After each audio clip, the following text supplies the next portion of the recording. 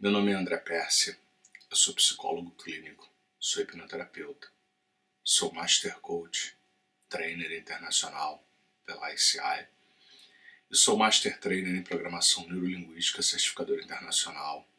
Eu ministro cursos de formação, de preparação profissional para coaches, programadores neurolinguísticos, hipnoterapeutas e vários profissionais nessa área da tecnologia do desenvolvimento humano.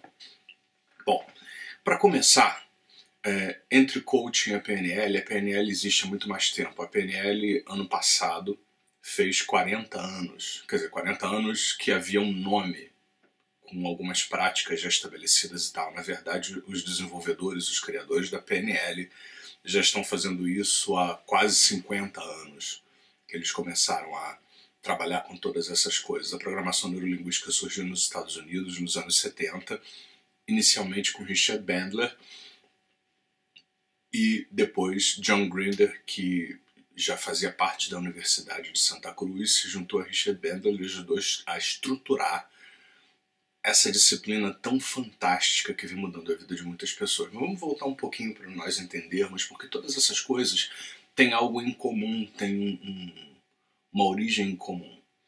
A programação neurolinguística ela surgiu nos Estados Unidos como um produto do movimento do potencial humano. Isso é uma coisa muito importante para que nós possamos entender. Ou seja, mais ou menos em torno dos anos de 1960, 60 e poucos, mais ou menos assim, principalmente na Califórnia, estava havendo uma explosão de novas formas de psicoterapia, de se trabalhar com pessoas, técnicas para ajudar com que as pessoas possam se autodescobrir, se autotrabalhar. Então estava havendo uma explosão de novas ideias. Então você tinha, por exemplo, a terapia familiar, representada por Virginia Satir. Você tinha a hipnoterapia, com uma abordagem mais centrada no cliente, voltada para o próprio cliente, desenvolvida por Milton Erickson. Você tinha Fritz Perls e outros fazendo muitas técnicas de Gestalt, onde as pessoas, por exemplo, projetavam numa cadeira alguém de suas famílias e começavam a conversar com a cadeira vazia, projetando o pai ou a mãe ou alguma coisa assim. Mas, de qualquer forma, surgiu uma série de novas maneiras de se trabalhar com as pessoas, de uma maneira geral. E aí entra Richard Bandler na história, porque Richard Bandler foi um menino, ele ainda é vivo até hoje, trabalha nessa área com muito sucesso, mas ele foi um menino muito pobre. E ele foi para a universidade, né, para trabalhar com computadores e física, uma série de outras coisas assim, mas ele tinha que trabalhar para conseguir comer, para conseguir pagar o aluguel onde ele morava e tal. E um dos empregos que o Richard Bandler conseguiu foi um emprego onde ele transcrevia fitas cassete, né? Alguém se lembra o que é isso, fita cassete? De terapeutas famosos para transformar em livros. Por exemplo, o Fritz Perls da Gestalt, principalmente, né, ele ajudou inclusive a editar 1 ou 2 livros, se não me engano, do Fritz Perls, ele foi o editor. O Fritz Perls ele fazia várias sessões terapêuticas em grupo e coisa e tal, e essas sessões eram transcritas para que pudessem se transformar depois num livro de autoria do Fritz Perls. E o Fritz Perls já estava com uma certa idade, uma das incumbências do Richard Bandler era pegar essas transcrições e, junto com o Fritz Perls, fazer sentido daquilo para se transformar num livro. E ele foi a várias sessões de Gestalt lá em Esalen, onde o Fritz Perls praticamente morava nos Estados Unidos, e ele começou a ficar muito curioso com a forma como Fritz Perls fazia perguntas poderosas. Isso é muito interessante para o coaching, principalmente. Porque toda a base do coaching vem de perguntas que você faz para a pessoa pensar de uma forma diferente, completamente diferente do que ela jamais pensou. Então, ele ficou muito curioso com a forma como Fritz Perls conduzia as sessões, e ele foi por um caminho muito diferente de muitas outras pessoas, porque geralmente quando alguém vai estudar, por exemplo, Gestalt ou psicanálise ou qualquer uma das correntes psicológicas, A abordagem que as pessoas têm de uma maneira geral é: vamos estudar a história disso, vamos estudar as teorias por trás disso, vamos estudar os modelos. Mas Richard Bandler foi por um caminho bem diferente. Ele não se interessou, não se preocupou nem um pouco com modelo, com teoria, com nada disso. Ele começou a prestar atenção na forma como Fritz Perls falava, o jeito como ele falava, a maneira como ele falava. Ou seja, como ele usava a voz dele, como ele fazia um certo tipo de pergunta, mas não por um viés teórico ou nada disso. Ele simplesmente modelou a forma como ele fazia. Então, ele começou a prestar atenção, ou seja, quando Fritz Perls é efetivo, quando ele consegue resultados fantásticos, quando ele faz tal tipo de pergunta assim, com a voz assim, coisa e tal. Então ele começou a modelar isso e começou a repetir essas mesmas perguntas, essa mesma forma de fazer a pergunta com outras pessoas. Ele vai conhecer Virginia Satir mais tarde, que tinha um resultado extraordinário com família. Virginia Satir nem psicóloga era. Ela era uma trabalhadora social, né? E ela começou a trabalhar de repente com famílias. E ela também, ela tinha um jeito, uma forma de abordar, de falar, de trabalhar, de dinamizar, de usar linguagem.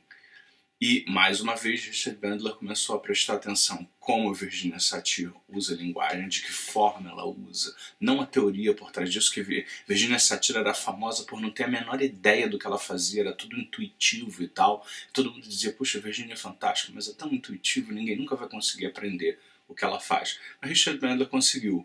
Ele conseguiu prestar atenção justamente nessa estrutura que gerava um resultado. É a mesma coisa com Milton Erickson e a hipnoterapia. Milton Erickson foi muito famoso por conseguir gerar estados de transe não em cima de scripts prontos, rígidos e específicos, mas por prestar atenção em quem era o cliente que estava ali na sua frente e quais eram as necessidades daquele cliente, o que aquele cliente precisava, o que era importante para ele, qual o seu histórico. Então, na hora que ele ia fazer a sessão de hipnoterapia, ele não se preocupava em aplicar um roteiro pronto, uma técnica pronta, estruturada.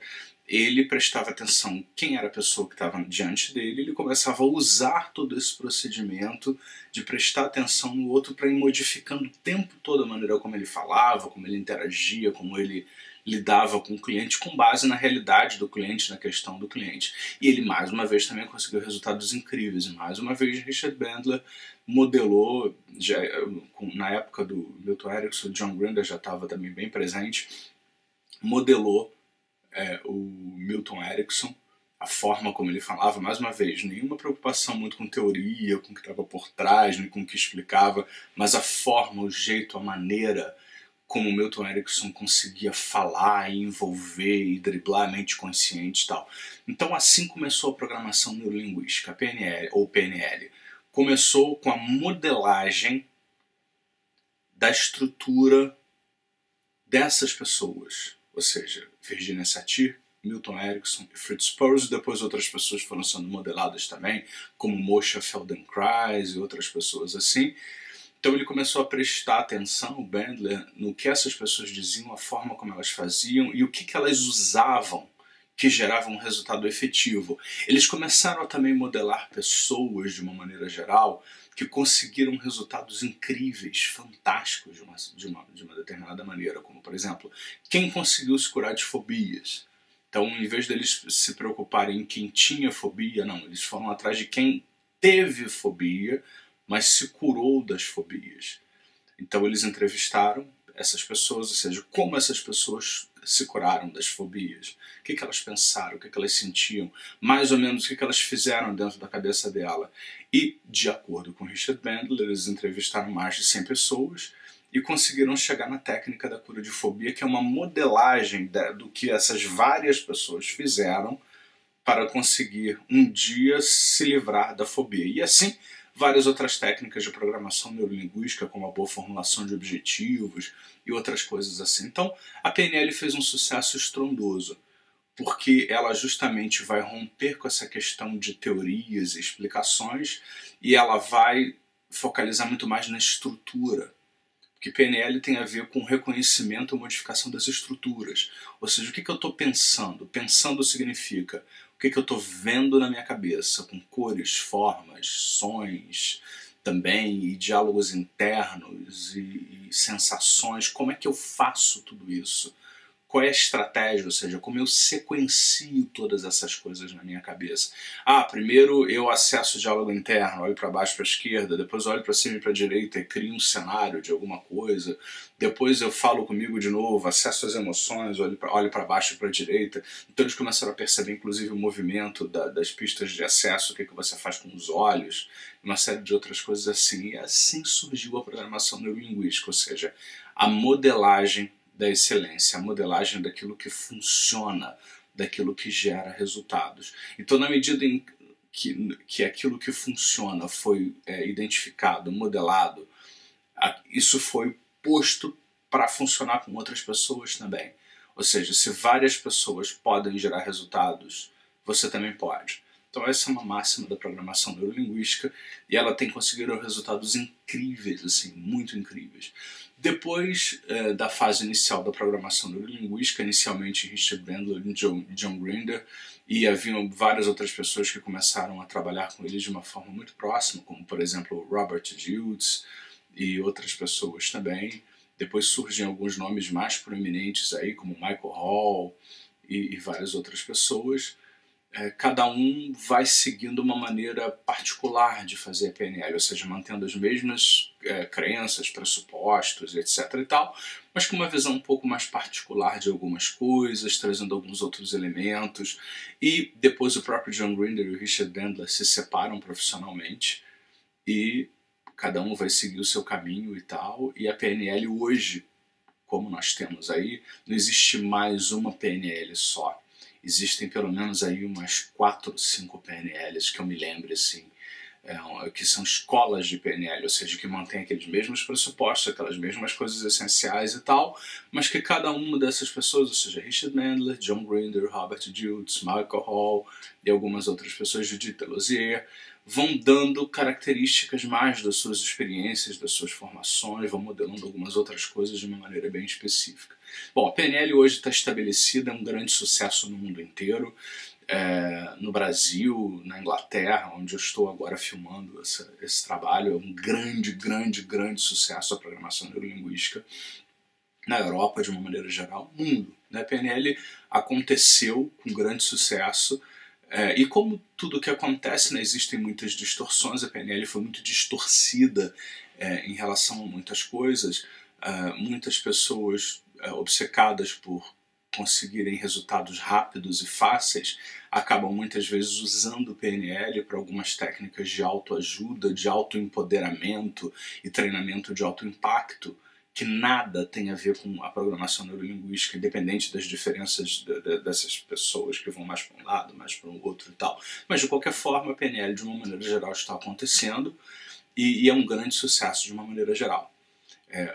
Eu, como terapeuta, por exemplo, posso dar um depoimento para vocês dizendo que eu nunca fui um terapeuta muito convencional, mas eu lidava com todas essas questões como fobias, medos e tal, na forma terapêutica quando eu comecei a trabalhar de um jeito, e eu mudei completamente depois que eu conheci a PNL, porque eu não via mais sentido em deixar o cliente ou paciente passar por um sofrimento muito grande e ficar muito tempo remoendo um monte de coisas quando eu tinha posse de ferramentas que iam ajudar esse cliente a parar, pensar e produzir resultados melhores. Por exemplo, algumas pessoas ficam anos em terapias convencionais falando de medos e fobias, e na programação neurolinguística nós muitas vezes resolvemos essa questão da fobia em 1 hora de trabalho, ou menos do que isso, 20 minutos, se você é muito experiente, por exemplo, como eu, você em 20, 25 minutos você faz a técnica da cura de fobia, ou até menos tempo do que isso. Eu já vi Richard Bandler fazer isso pessoalmente em 3 minutos,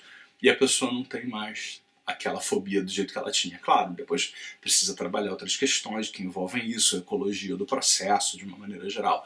Então a PNL na minha vida foi revolucionária. Primeiro porque mudou a minha vida. Eu, enquanto pessoa, mudei completamente, fiquei maravilhado com os resultados da PNL. Fiquei mais maravilhado ainda na medida em que os anos foram passando. Eu já tenho mais de 20 anos de estudo e autoaplicação da PNL.